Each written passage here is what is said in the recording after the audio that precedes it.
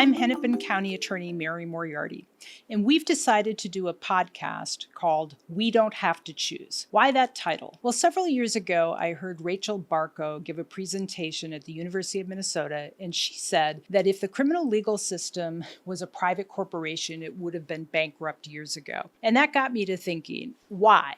Why does the criminal legal system not work to keep us safe? And what will keep us safe? That's what we're going to talk about on the podcast, that we don't have to choose between public safety and reform or changes or advancement, that those things we are trying to do here at the Hennepin County Attorney's Office will bring us public safety.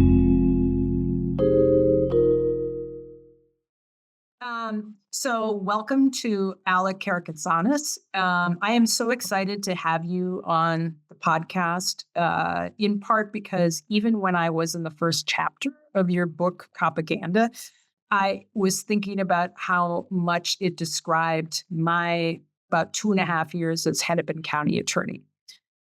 So welcome, Alec. Thank you so much for having me. Yeah, Alec, can you tell us just a little bit about your background? Yes, I started my career as a public defender in Alabama, and I was working in federal court defending people who were accused of federal crimes who couldn't afford to pay for a lawyer. And actually, prior to that, I worked for a year for a federal judge. And then I went to the Public Defender Service for the District of Columbia for 3 years, where I was a public defender in Washington, D.C. And then in 2014, I got a grant from Harvard Law School to start my own nonprofit organization. And the idea with that was to work on the issues that I cared about, public safety and civil rights and sort of the incredible brutality and injustice that I had seen and that my clients and communities had experienced in the criminal punishment bureaucracy. And the idea was to start a new kind of nonprofit organization that could use civil rights laws to challenge these injustices on a more systemic basis, but also to work with communities and people who are directly impacted and organizers and public officials and especially journalists and artists and musicians and writers and other people to really not only attack these injustices like inside the courtroom, but to maybe try to change the way our society thinks about punishment as a solution to what are really social problems and economic and political problems. And so I was very fortunate to be able to quit my job and to start doing that work. And I've been doing it for over 10 years. And we've been filing lawsuits and building partnerships with people across the country. Our cases have gotten hundreds of thousands of people out of jail. We've reunited thousands of families. We've gotten tens of millions of dollars back for some of the most vulnerable people in our society, from big companies and governments that had sort of turned their local court systems into debt collection systems. We've done a lot of prosecutor misconduct work. We've done a lot of police brutality and misconduct and surveillance work. And so now we're sort of a larger national organization that really tries to resensitize our culture, right? After decades of mass human caging, a lot of people in our society are just used to this level of government intrusion in our society, and they're used to all these multi-billion-dollar industries that profit from that. And so one of the things that we try to do is say to people in a variety of ways, inside the courtroom and outside the courtroom, none of this is normal. Most other societies, and indeed for most of U.S. history, we didn't have this kind of sprawling punishment bureaucracy. And at the end of the day, our work is actually quite simple. We're trying to show people that none of these systems are actually about keeping anybody safe, and they're actually not very good at it. And there's lots of other things that we can do to improve overall flourishing and safety for people and their families and communities. That's actually why it fits in really well. So the name of this podcast is We Don't Have to Choose. And one of the things I've tried to talk about as county attorney is that people want to frame any kind of reform work as being soft on crime. like there's tough on crime and there's reform work, and they're very far apart. And I've tried to focus on like, we don't have to choose, because actually the criminal legal system has not kept anybody safe. It's created huge disparities. And the things that some of us are trying to do, actually, by data, all of that kind of thing, do keep us safer. Although there are also issues with that. I want you, so you wrote a book called Unusual Cruelty, which we're not going to talk a lot about, but I want to recommend to people because it really does challenge those assumptions.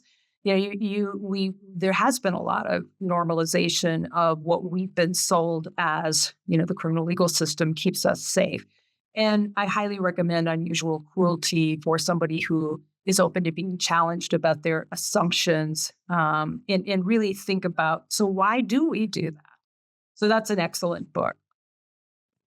Thank you so much. Yeah, when I was trying to think about the intervention I wanted to make with the usual cruelty, I was really interested in helping people understand what this legal system is actually doing. For example, I think a lot of people have bought this kind of propaganda from the second half of the 20th century. By the way, this is not something that the police and the prosecutors and prison system really did for a long time. They didn't feel the need to tell certain stories about what they did. They didn't market themselves as really being about public safety at all. They were much more honest about what they were doing. But in the second half of the 20th century, we started seeing things like, slogans on the side of police cars and what has now evolved into the multi-billion-dollar policing public relations industry, where most major police departments spend millions and millions of dollars every year on just officers who do propaganda work. I was just talking to some people from Los Angeles. The sheriff in Los Angeles, for example, is just one example, has 42 full-time public relations propaganda officers, right? In Chicago, where I was just a little bit earlier on my book tour, when the police killed Laquan McDonald, they had 4 full-time public relations officers. And after that cover-up and the sort of public relations nightmare for the police, they steadily started increasing it. And today, a decade later, they have over 50 full-time officers working on propaganda and public relations. But that was not the case for a long time. The police used to be much more open and honest that they were, and like they are in every other country and every other society in history, the armed government agents serve the interests of whoever has power in a society.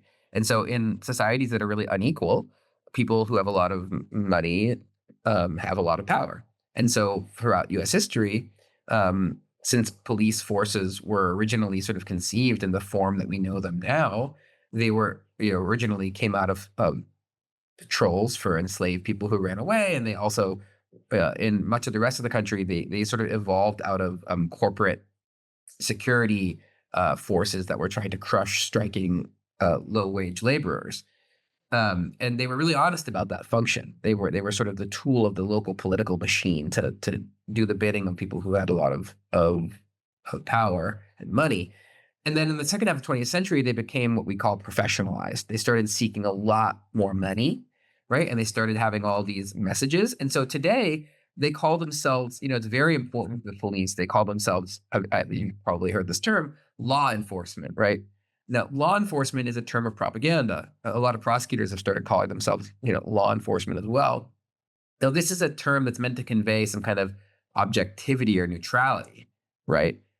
Meanwhile, and what I was trying to do in the first book, Usual Cruelty, is to say, look, in any society, whether it's the United States or any other country, or whether it's the 1910s or 1940s or 1970s or 2020s, societies decide what conduct is criminal and what conduct isn't.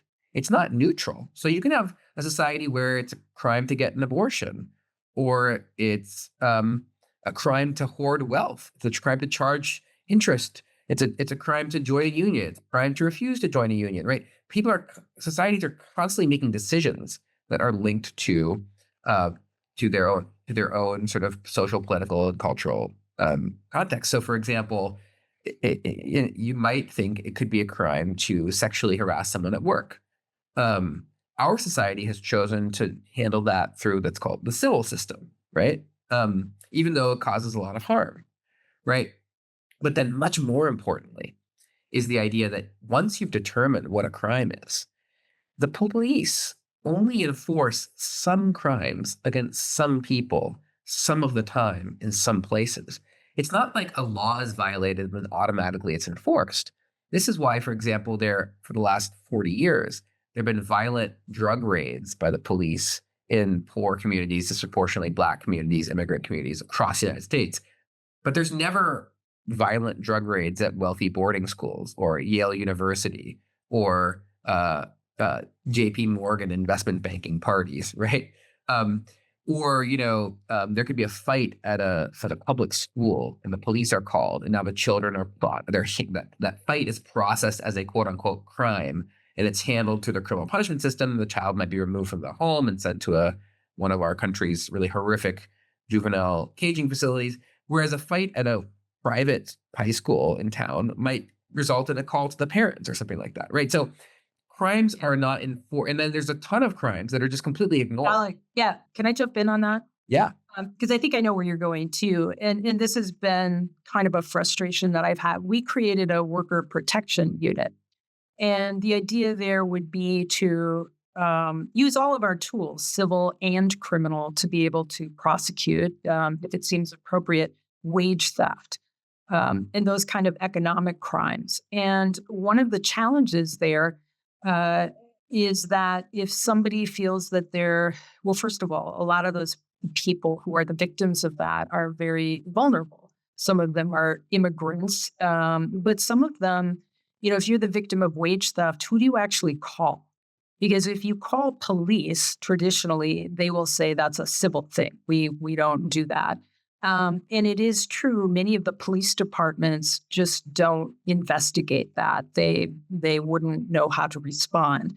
And so by way of context too, I'm Hennepin County Attorney, which means Minneapolis and its suburbs. We have about 38-ish different law enforcement entities. But can you talk a little bit about that in terms of, we got lots of economic crimes, but are those being enforced? And even we do have a wage theft statute here in Minnesota. And we just got the very first wage theft conviction in Minnesota about 3 months ago. Wow. Yeah, this is one of the things I talk about a lot in my new book, Propaganda, which is really about the various propaganda tactics that get us to focus on the harms committed by some people, but to ignore much more significant harms committed by other people. So, the news has us focused, for example, on shoplifting. And in fact, at a time when shoplifting was down and property crime was at historic lows, it created a national panic about retail theft and shoplifting. At the same time, and in the book, I have some really, I think, hilarious examples and also really revealing examples about this. But one of the key things is that the volume of news articles affects how urgently we see a problem. So, you could have hundreds of news stories about retail theft and 0 stories about wage theft, even though wage theft around the country is about a $50 billion problem. So it's not just bigger than retail theft. It's about 5 times bigger than all of the property crime that the FBI reports around the country combined. And wage theft is just small potatoes. If you start talking about tax evasion or corporate fraud, so tax evasion is about $1 trillion a year. So that's about 60 times all of the property crime that police and the FBI focus on, right? Or corporate fraud, about $800 billion. So this is crime on a scale that is truly hard to fathom. And people are not made to feel urgently about it, even though it is determining the course of their lives. It's determining the kind of healthcare they get. It's determining whether the products give them cancer. It's determining whether they and their families can afford diapers and food. It's determining virtually every corner of society in terms of how and what we invest in. Anyway, I could go on and on. But the wage theft issue that you bring up is incredibly interesting because all over the country, police and prosecutors are brought examples of employers stealing people's wages. And this is a crime, even in places that don't have a specific wage set. It's still a crime. It's still a form of fraud. There's a bunch of different crimes that it fits in different places, and it's never, or very rarely, treated like that by quote unquote law enforcement officials. It's one of those crimes that's basically ignored. And this gets to a point that you mentioned a little bit earlier, which I think it's so important. There's two defining features of people who call themselves tough on crime. Number one, those people want to ignore the crimes committed by the most powerful people in our society. So, almost without fail, people who call themselves tough on crime, they basically immunize and ignore crimes committed by corporations, whether it's air pollution, which is an intentional crime all over the country, which kills 100,000 people a year. So that's 5 times all homicide combined. And a lot of it is just criminal. Same with water pollution, just spewing stuff into our rivers and streams and lakes and groundwater, killing people, giving children horrific diseases, right? I mean, interestingly, the lead poisoning also has been shown to be one of the leading factors in increasing rates of violence in society.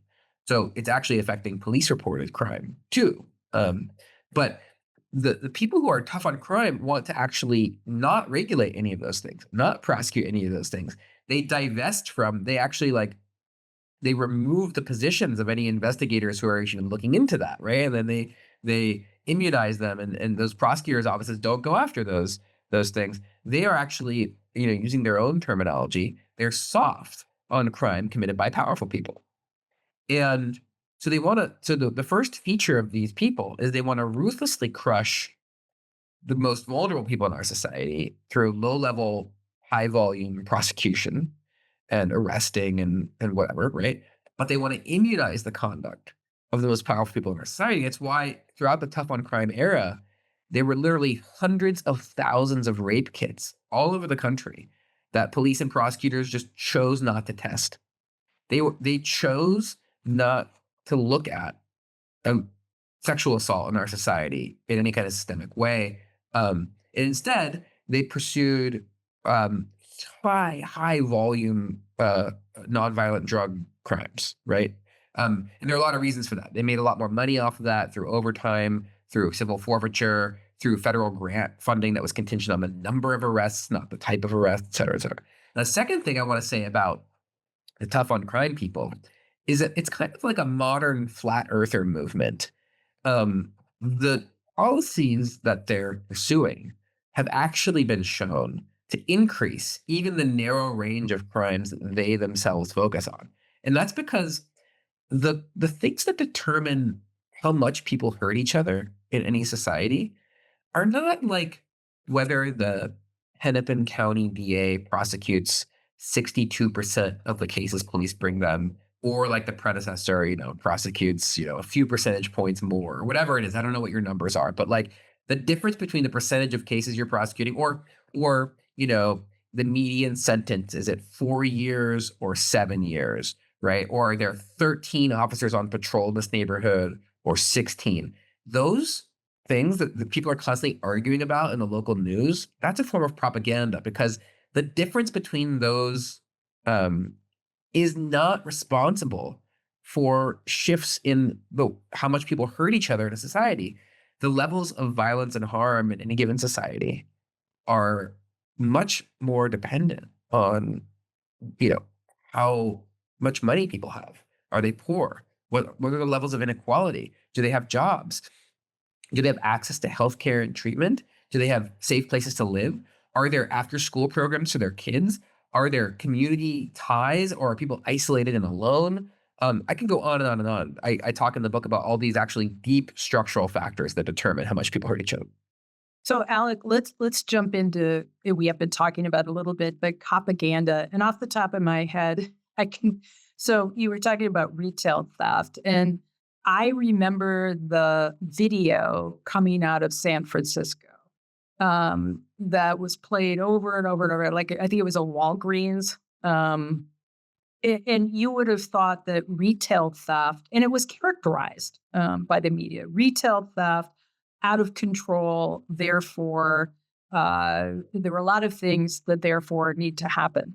The other one is very recent that there's just a horrific murder on a bus or train. Do you know which one I mean? Yeah. Yeah. Yeah, and that's played over and over and over on social media. And that is portrayed as there are people waiting to murder you everywhere. I mean, those are two examples of what I would say propaganda. Can you explain what you mean by propaganda? Maybe comment on those two examples. Propaganda is a special type of propaganda that really does three things. It narrows our conception of safety and threat. So it's very, very focused on the kinds of crimes that the police associate with the poorest and most vulnerable people of our society, and also strangers and immigrants, et cetera, right? So it focused on a very particular kind of crime, as opposed to the much larger types of crimes that we were just talking about, that are actually the things that are most significant in determining the safety and well-being of people. If we were actually interested in creating public safety for everyone, we'd have to make some pretty big changes in some structural features of our society that aren't necessarily the preferred policies of people who have a lot of money and power. So the first thing propaganda does is it narrows our conception. It's constantly having us focused on the most marginalized people. The second thing it does is having focused on a very narrow range of police-reported crime, it constantly makes us think that crime is going up, up, up. That's why over the last 25 years in public polling, every single year, people say crime is going up, even though almost every single year crime is going down, to the point where we now have historic lows in police-reported crime. But the third and most important thing it does is it tells us that the solution, all of our fears, and this is why it's particularly dangerous and responsible for the rise of authoritarian moment that we're in, because it constantly tells us that the solution to our fears is not what the evidence shows. It's not investing in our communities and improving the health and well-being of our nation, equality, et cetera, child education, all the things that the evidence shows. It actually steers us away from those things. And the solution to all of our problems is always more and more and more and more investment in the punishment bureaucracy, police, prosecutors, breaking into the multi-billion-dollar industries of profit. And this story you told about shoplifting was really interesting because it's an example of what I call the selective curation of anecdote and the volume of news. Both stories you talked about, actually, right? So what do I mean by that? Let's say, I guess we're in Minnesota. So let me give an example related to Minnesota. Let's say, like, you asked me to describe to someone who's not from Minnesota, Anthony Edwards, the basketball player. I could make a montage of Anthony Edwards' career, and I could choose only his missed shots. So I could make you like a 5-hour montage of him just missing shot after shot after shot after shot after shot. And if I took that montage, I could then show you the video if you've never seen him play, and you might think he's a terrible shooter and a really bad basketball player, right? And this is the key to really good propaganda. The best propaganda, at least propaganda that's targeted at liberal audiences, is using true facts, but curating them in a way that creates a false impression, right? So I can take a very, very good basketball player, one of the best basketball players in the world, but by curating only true facts about the times he missed his shots, I can make him seem like a really bad basketball player. That's what the news media does with retail theft. That's how it can convey to people that retail theft is going on at a time when it's actually going down. That's how it can make people feel really scared of retail theft, even though they're not actually any more at risk of shoplifting or retail theft than they were a year ago or 2 years ago or whatever, right? And the selective creation of anecdote is, so it matters which anecdotes we choose to bombard the public with in high volume, right? The public would be really, really differently situated if, for example, every single night on the news, instead of a mugshot of, a poor person or a person of color who committed a crime, they had a bad landlord of the day segment. Like what are the worst landlords in Minneapolis doing every single day, right? Telling those stories, or which CEOs spewed the most chemicals into the air and is responsible for the most deaths, right? So I'm just saying the news media every single day, there's millions of things that happen the night before, and they have to decide which 12 to 14 things am I going to tell people about, and what am I going to ignore. And when you curate those anecdotes and then you bombard people with them, so like the transit killing you're talking about, thousands and thousands of stories about that in the days after, right? Bombarded people with it. And so it that affects people's brain chemistry. And it's selective curation of anecdote that's very similar to the famous William Horton ads in the 1988 presidential election, where a lot of people remember that George Bush bombarded Dukakis with these images of this black man who was released on a furlough program and was accused of a brutal killing afterward. And by the way, that furlough program was enormously successful. The evidence showed it was actually public safety increasing because it helped reestablish family ties, et cetera. And they started getting rid of furlough programs across the country, which is a policy that went against the evidence because they had so thoroughly scared people with that one anecdote. And the thing I like to remind people of is it wasn't just some Republican presidential candidate who got that story and told this racist story or whatever. That story came into the public consciousness because a local newspaper did 200 stories on it and forced its way through high volume coverage into the public discourse. And they won the Pulitzer Prize for this reporting. So the same thing that's remembered as a racist moment in US political history was actually celebrated in the mainstream journalism world with one of its highest awards. And that is one of the problems with propaganda. These propaganda tactics are so entrenched and so normalized that people don't even see them. And in fact, they're often rewarded by the mainstream media. So I want one thing I find fascinating, and it was certainly true here in Minneapolis. Minneapolis is I was going to say DFL, Democratic Farmer Labor, Democratic town. Most of the electeds are Democrats. And what I have found is that they are some of the worst purveyors of propaganda. So I want to talk to you about that. Well, let's talk about that now.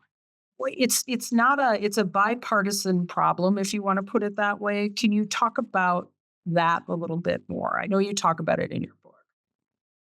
This entire book is really about Democrats. It's about academics and universities. It's about nonprofits. It's about and obviously it's about the news media, but it's about what I think of as more liberal or progressive institutions. I don't actually focus on the right wing or the far right. I think that that kind of propaganda is very interesting and very important, but different kinds of propaganda are directed at different audiences and they have different tools.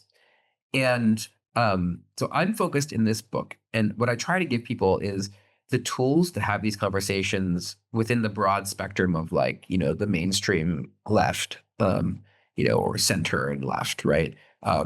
Within what I would call, a coalition against the sort of rising right-wing authoritarianism in our society. I'm less focused in the book. I do sometimes talk about the right wing, like I'll talk about Fox News or Newsmax or something like that, but only to show people that the propaganda that they're consuming in the New York Times, in the, mainstream papers in Minneapolis and Milwaukee and Pittsburgh, in the, sort of standard Democratic Party talking points, like it's actually doing the same thing as the right-wing propaganda. It's teaching you to be afraid of the same people. It's pushing the same solutions. And but it's using different words, different framings, different sources that are geared at you and that are geared at well-meaning people. And so I actually, what I try to do in the book is show people that what they think of as more neutral or balanced or liberal news is actually causing the rise of authoritarianism in some key ways. And this is a really, really, really important thing to say, which is that throughout the last 40 or 50 years, I believe the most important contributor to the rise of mass incarceration was these institutions, because they sanitized it. They put a liberal face on these policies. They sold it to people who otherwise would have been abhorred. They sold the largest mass incarceration operation in the history of the world. So right now, the United States puts Black people in jail at 6 times the rate of South Africa at the height of apartheid. We put people in jail generally at 6 times our own historical steady average. This was a very hard propaganda thing to sell. It wasn't as hard to sell to the right wing, right? We now have a lot of unearthed documents that show how the right was thinking about this very explicitly in the 1970s, right? But it was actually a much harder sell to what's called liberal America. And I try to tease apart in the book using examples and jokes, because I think it's important to be funny when we deal with this stuff sometimes, because it's just such a dark topic. But I try to tease apart for people the role that liberal institutions played in selling people what is essentially climate science denial about public safety, pushing policies that make us less safe and more violent and less equal in the name of a safer society. That was a really hard sell, and that's what I focus on. Yeah, I see it here all the time. I've seen it here the last 2.5 years. I mean, when I ran, I talked about data-based, research-based decisions about what we're doing as prosecutors that theoretically would make us safer. And I think a surprise, and maybe it shouldn't have been a surprise to me, maybe I was really naive about it. Some of the biggest obstructionists, the biggest critics of mine have been Democrats. I mean, I certainly expected Republicans to do what Republicans do, but it's been very political. And I'm going to give you an example. So very early on in my term, we prosecuted a case where an adult had manipulated a 15-year-old and I think a 17-year-old to go over to a woman's house and kidnap the new boyfriend. The adult was the ex. And so he gave a gun to a 15-year-old who shows up at the apartment, and the woman that was there grabbed a knife. She was defending herself. She did nothing wrong, and kind of came towards the 15-year-old, who did what you would imagine a 15-year-old might do, which is start shooting every which way. He killed her, but he also shot his brother in the leg. So we were going to keep that 15-year-old in the juvenile system. We were not going to certify him as an adult. And it became a big political thing. And one of the things that I remember most vividly about it is this went on for about a month. And one day I got an invite, like a virtual invite but from the governor's office. It was the governor, the AG, and me.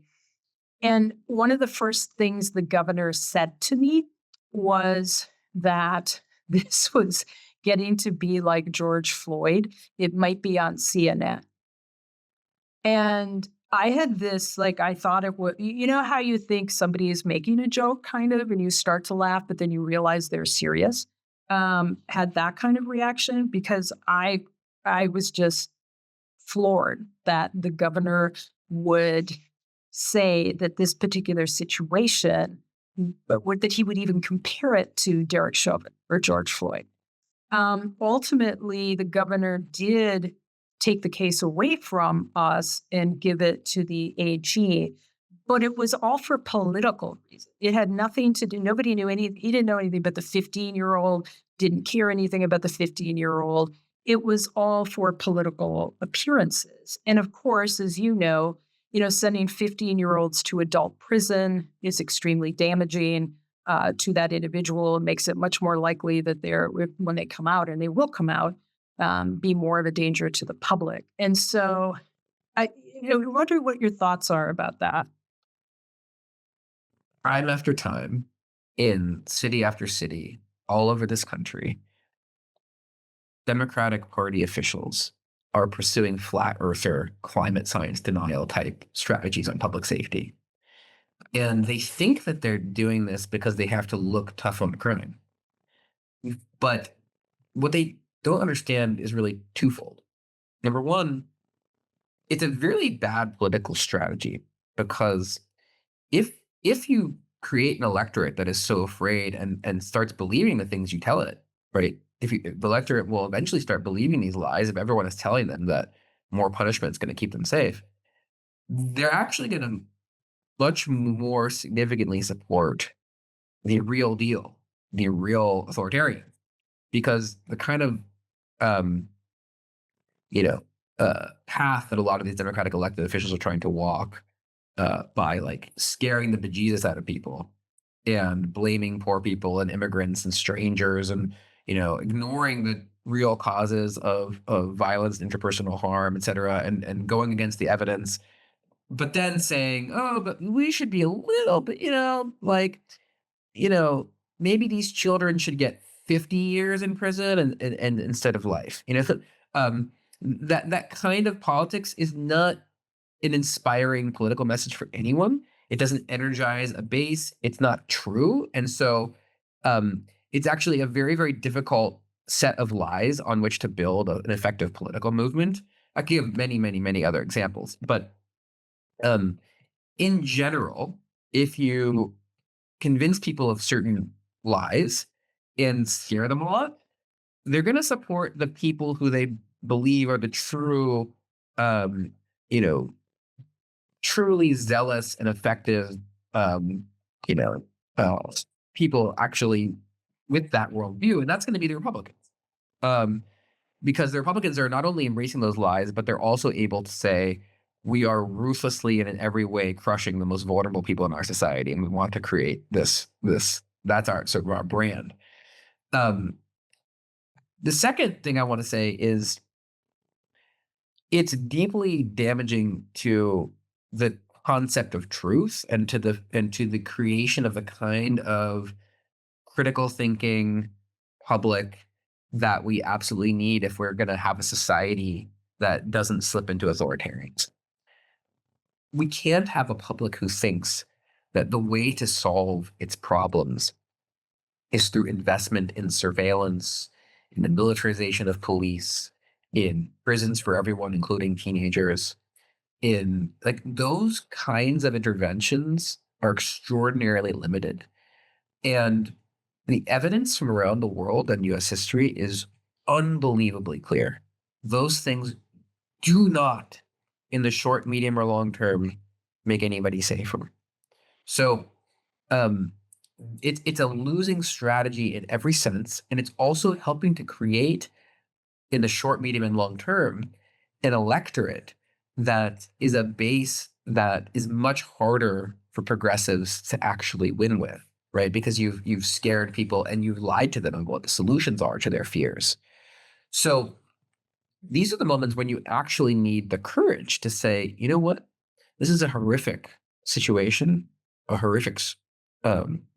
a horrific tragedy, and the solution to it should be based on the evidence about what makes society safer. And our public safety policy in most places, led by the Democrats, who for the last 40, 50 years have been in charge of most of the state and local governments that have seen these big expansions of policing, prosecution, and punishment. It's been kind of like responding to global warming by doubling down on investments in fossil fuels and Exxon, and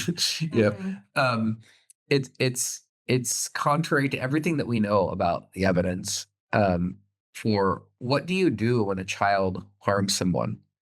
How do you repair in a community from such an incident? How do you invest to make sure that those kinds of incidents happen less? What kinds of institutions do you create that can truly transform people's lives?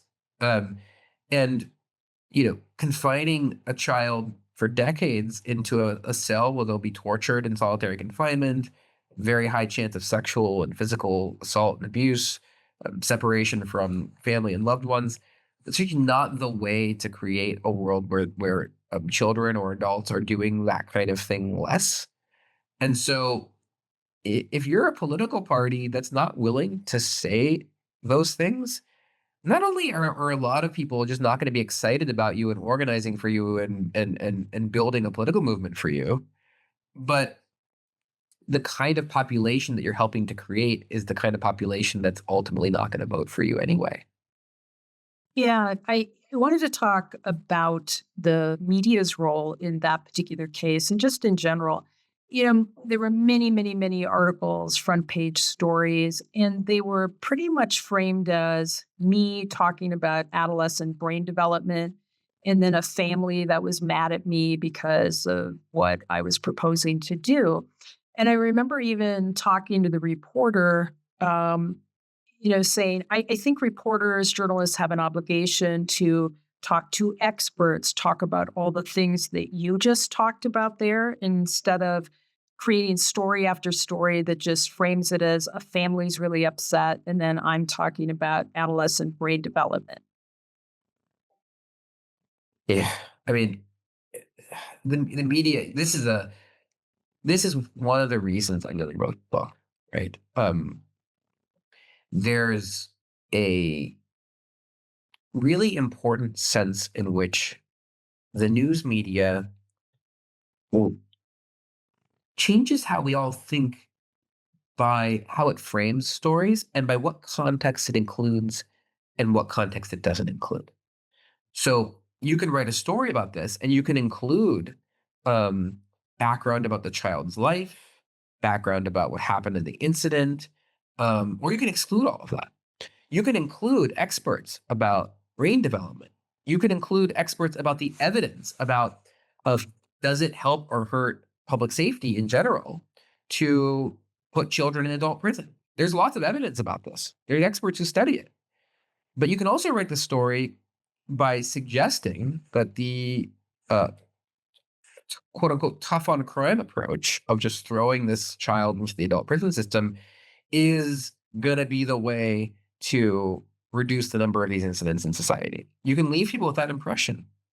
And so I talk a lot in the book about, when you look at a news story, you should be thinking, well, who not only who brought this story to the reporter, why is this a news story, but also who benefits from it. But then even further, who and what benefits from the sources in the story, which sources are included and which sources are excluded, from the word choice, from the context that's provided or not provided.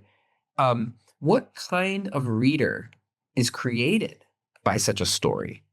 And what are the typical readers? And by the way, it's not just one story, right? It's when you consume a story like that, you're often consuming 10 stories like that a week, 20 stories like that, every couple of weeks, right? 1,000 stories like that, over the course of a year or two. It changes your brain chemistry, and it changes what you think is possible about the world and what you think is real and true about the world. And just by excluding experts on like adolescent brain chemistry from all of those stories, you can create a population that's sort of systemically doesn't understand the connection between, let's say, lead poisoning in neighborhood and impulse control in young people, or the development of a child's brain at 15, and the proper ways of rehabilitating people in different settings, et cetera. So, I think that's actually vital, and it's incredibly important that we intervene with the local news media to at least get them as a first step to understand how what role they play in kind of manipulating how people see reality. So I want to shift to police, like the Minneapolis Police Department. And there have been plenty of issues documented with that. But one of the things I think about is that it really is the Democrats, a faction of the Democratic Party here in Minneapolis, that makes it very difficult to actually implement any kind of reform or culture shift there. And that is because, and I think this you see this around the country too, just trying to talk about issues, you are accused of being, or I've been accused of being anti-cop. If I talk about clearance rates, I'm anti-cop. Whereas to me, it's like, okay, clearance rates are really low. That should be a fact that we talk about in the context of public safety. And I sometimes think about, if there was a hospital that had really high infection rates here in Minneapolis and everybody said, hey, we got to figure out why they have high infection rates. Nobody would accuse us of being anti-hospital or anti-doctor. Can you talk about how propaganda has worked, I think, to make it extremely difficult to actually examine the cultural issues and other issues that we see in policing and make it very difficult to even, attempt to do something about them? This is one of the most salient issues, not just in Minneapolis, but in every major US city. Well, it's almost impossible to have a real conversation about the role of police. People, interestingly, they kind of get this when you talk about other countries. So if you ask people, and I do this all over the country, I ask people, do you think that the police in, let's just say, you pick a country and someone will say, okay, Russia. So I'll say, okay, do you think the police in Russia are primarily concerned with public safety or with serving the interests of the Putin regime? I mean, most people I talk to in liberal circles will say, oh, well, they're obviously doing the bidding of Putin. I mean, they're Putin's police force. Or, you can go on and on. You get people choose different countries, but that they're most familiar with. But it's very easy for people to see in other societies that what the police do, including where they look for crimes, how they devote resources, various types of corruption, are heavily linked to people's understandings of how those societies work and who has power in those societies and who has money, right? So a lot of people will say that they think that Russian oligarchs and the Putin government control a corrupt police force there. It's, for some reason, though, very, very difficult to get people to understand that the major function of local police forces across this country is serving the interests of people in these cities that have a lot of money and power. That is why the major sort of determinant of where policing goes in most of these places is the real estate industry. There are other determinants as well, of course. There are many, many, many powerful interests in each city that play a role in determining things like what surveillance equipment the police have, and et cetera, et cetera. The police unions themselves have become an incredibly powerful political force. In our work across the country, I've interacted with hundreds of local and state officials, Democrats and Republicans. And one thing that comes up among all of them is how much the police threaten them behind the scenes. So, I've had many, many judges and prosecutors and even some attorney general people and city council people, county council people, state legislators all tell me that as soon as they started talking about the police, their family was threatened. Their son was pulled over. Their daughter was searched. They got a call late at night. When I started speaking about the police online, people, anonymous callers started, threatening my family, calling different people in my family late at night, et cetera. This is sort of a silent underworld. I only bring it up to say there's so much going on beneath the surface that helps explain why local politicians are so afraid to tell the truth about police and why these discussions are so superficial and misleading. There is enormous power in our society in local police. People are very, very afraid of the police. And there's a ton of money at stake. The local police forces are the force that enables real estate investment and gentrification and property values to move in the way that they do. just to take one example, there's obviously many examples of powerful interests that benefit from the way our policing system looks. Um, and and so the news media is also at this point where it's been extraordinarily divested from the local reporting. There's not enough reporters in most of these places anymore, right? And so the the police, in addition to threatening all these people, and in addition to a lot of these people who own these news stations also happen to be very wealthy, and they have their own political ideology and their own economic interests, but also it's just like the police produce the news for journalists. They don't just send them a list of people that they've arrested. They send them charts, graphs, audio, video, people to interview, experts, right? So they can create a whole ecosystem. And so what you have is a situation where you start talking about clearance rates, but the police for the past several years have created a news ecosystem where every single so-called expert that the reporters know about is somebody who's a former cop or connected to the police, or whose research is funded by a grant from the police foundation or whatever. And so the news reporter then calls the only expert that they know, and the expert, says something else. Um, uh, Well, I jump in. I think it's worse than that. I've had this conversation with reporters here. For years, actually, since I've been in office, we have a police chief here in Minneapolis who is refrained. He has press conferences on scenes all the time, and he will say, "Well, there's a revolving door. These are juveniles committing this crime, and nothing ever happens to them." And I started saying to press, I started saying out loud, well, how many of those cases were actually submitted to us for charging? Why aren't you media asking the police chief, did you, even though you might have arrested somebody, did you actually submit that case to us for charging? And then what happened after that?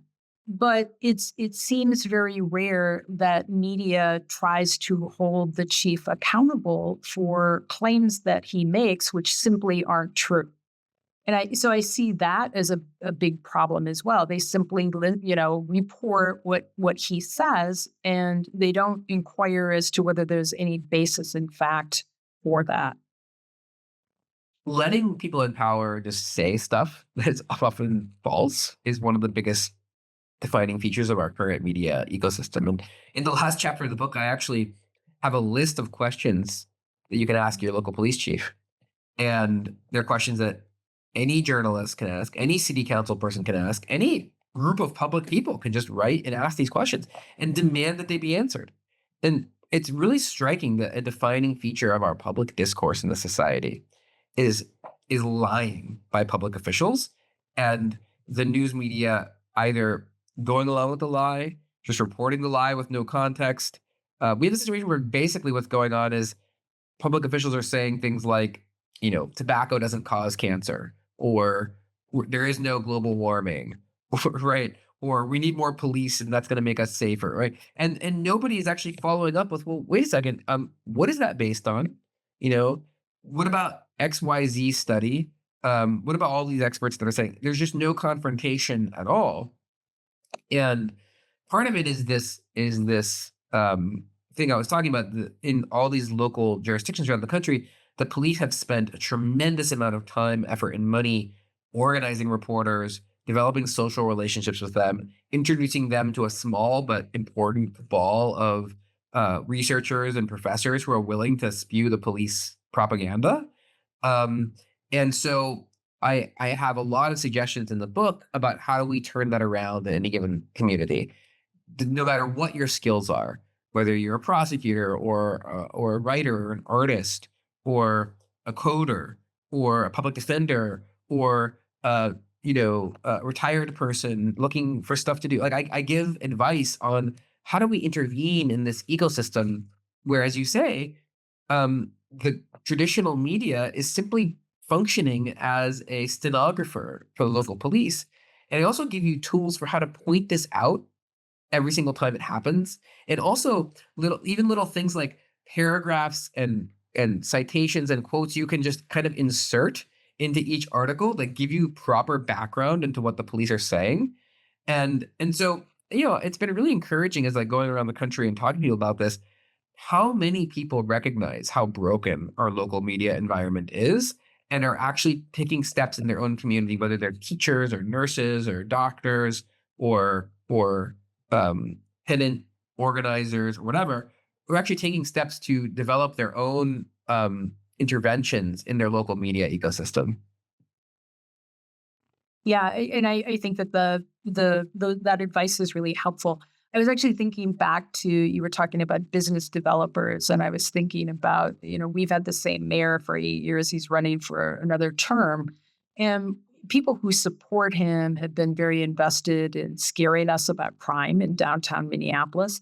But at the same time, then people are afraid to come to downtown Minneapolis for Twins games and for stuff like that.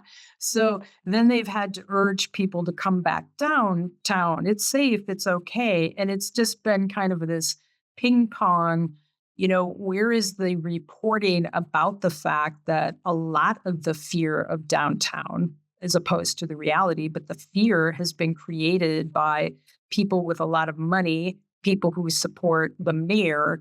And then everybody's, business people are complaining about the lack of people coming downtown. And in large part, it's because of that fear that they've actually created themselves.